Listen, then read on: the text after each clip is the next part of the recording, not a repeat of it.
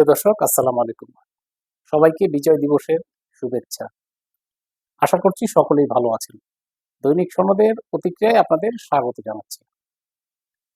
বিএনপির সাথে বর্তমান অন্তর্বর্তীকালীন সরকারের দ্বন্দ্ব কি প্রকাশ্যে আসছে?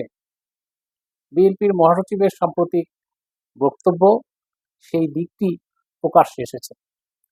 অবশ্য এর আগে একজন উপদেষ্টার বক্তব্যে একটি ইঙ্গিতপূর্ণ বক্তব্যকে ধরে নেওয়া হচ্ছে এই আশঙ্কার সূত্রপাত।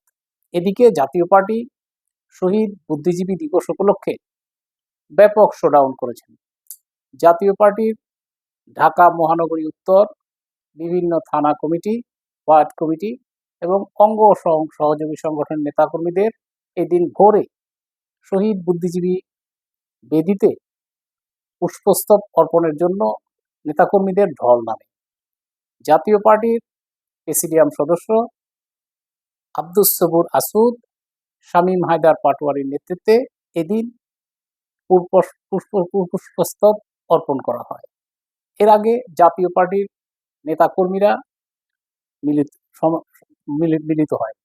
এখানে জাতীয় পার্টির প্রেসিডিয়াম সদস্য নাজমা আক্তার, আলমগীর সিকদার লোটন, চেয়ারম্যানের উপদেষ্টা খলিলুর রহমান খলিল সহ এ সময় বিভিন্ন স্তরের নেতাকর্মীরা উপস্থিত হন। মহানগর উত্তরের সভাপতি শামসুল আলম এবং সদস্য সচিব সুলতান উদ্দিন সেলিম এ সময় উপস্থিত ছিলেন। এ সময় শত শত নেতাকর্মী স্লোগান দিয়ে শহীদদের বুদ্ধিজীবীর কবরস্থানে তাদেরকে পুষ্পস্তব অর্পণ করেন। এ সময় নেতাকর্মীরা স্লোগান নিয়ে নানা স্লোগানে মুখরিত করলেন। জিএম কাদের এগিয়ে চলো, আমরা আছি তোমার সাথে, এরশাদ অমর হোক, শহীদ বুদ্ধিজীবী দিবস অমর হোক বলে স্লোগান দেয়। এদিকে তথ্য উপদেষ্টা জনাব নাহিদ ইসলামের সাম্প্রতিক একটি বক্তব্যকে কেন্দ্র করে রাজনৈতিক অঙ্গন উত্তপ্ত হয়ে উঠেছে। জনাব ইসলাম একটি বক্তব্যে বলেছেন, রাজনৈতিক দলগুলো এই সরকারকে ব্যর্থ করার চেষ্টা করছে। এ কথা থেকে স্পষ্ট বোঝা যায় যে তিনি বা তার সরকার বর্তমান বাংলাদেশের যে রাজনৈতিক দলগুলোর কর্মকাণ্ড, সেই কর্মকাণ্ড নিয়ে মোটেও সন্তুষ্ট নয়। এদিকে বিএনপির মহাসচিব বেশ কয়েকদিন লন্ডন সফর থেকে এসে ঢাকা এয়ারপোর্টেই সাংবাদিকরা এক প্রশ্নের জবাবে বলেছেন যে এই ধরনের বক্তব্য অনাকাঙ্ক্ষিত। তিনি এই বক্তব্যের নিন্দা জানান। তিনি বিষয়টি সকলকে ভেবে দেখার জন্য অনুরোধ জানান। গতকালকে শহীদ বুদ্ধিজীবী দিবস উপলক্ষে রাজধানীর ইঞ্জিনিয়ার্স ইনস্টিটিউটসে এক আলোচনা সভায়ও তিনি বিষয়টি সূত্রপাত করেন। মির্জা ফখরুল ইসলাম আলমগীর বলেন যে বাংলাদেশে বর্তমানে রাজনীতি বিমুখ করার জন্য বিভিন্ন রাজনৈতিক দলকে দোষারোপ করা হচ্ছে, অথচ এই রাজনৈতিক দলগুলো মোটেও এই দোষারোপের রাজনীতি করে না। এই ধরনের উপদেষ্টাদের এ ধরনের বক্তব্য অনাকাঙ্ক্ষিত। বিএনপির আরেকজন স্থায়ী কমিটির সদস্য বাবু গয়েশ্বর চন্দ্র রায়ও তিনিও একই ধরনের কথা বলেছেন। দৈনিক যুগান্তরে একটি সংবাদ প্রকাশিত হয়েছে। সেই সংবাদে তিনি বিষয়টি নিয়ে গভীরভাবে বিএনপি ভাবছে বলে জানান।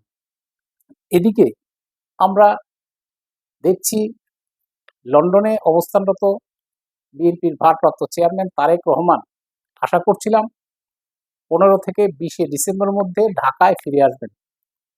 অর্থাৎ মির্জা ফখরুল ইসলাম আলমগীরের সফরসূচি শেষে তিনি ঢাকায় ফিরে আসবেন এবং তিনি এসে বাংলাদেশে তার রাজনীতি শুরু করবেন। কিন্তু এখন মির্জা ফখরুল এসে বলছেন তারেক রহমানের সমস্ত মামলা শেষ হলেই তিনি দেশে ফিরবেন। অর্থাৎ তার দেশে ফেরার এখনো অনেক অপেক্ষা রয়েছে, অর্থাৎ এখনো তার দেশে ফেরা অনিশ্চিত। এদিকে আমরা জানি বেগম খালেদা জিয়া যুক্তরাজ্য সহ 3টি দেশের ভিসা পেয়েছেন, বেশ কিছুদিন হয়ে গিয়েছে।